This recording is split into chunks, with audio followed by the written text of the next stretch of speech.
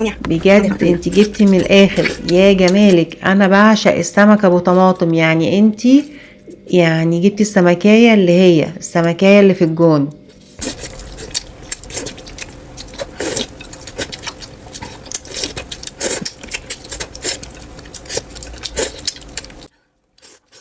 طبعا يا اصحابي في ناس كتيرة قوي بتعشق راس السمكة، لان راس السمكة يا جماعة يعني بتدي الواحد كده شوية ذكاء حلوين قوي قوي، خصوصا بقى الناس اللي بتفهم في اكل السمك، يعني عارفين يعني ايه ناكل راس السمكة.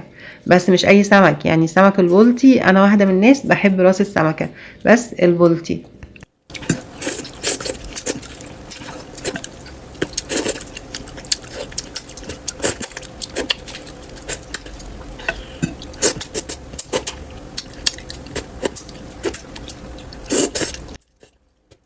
ودخلنا بقى على جسم السمكة ولحمة السمكة الجميلة دي.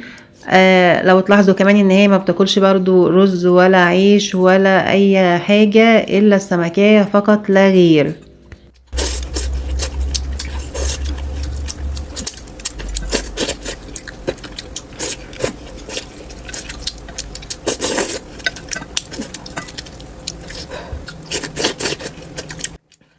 مش قادرة اقولك انا بعشق السمك ابو صلصة ده وابو طماطم. بجد ان انتي جبتي السمكية دي في الجون.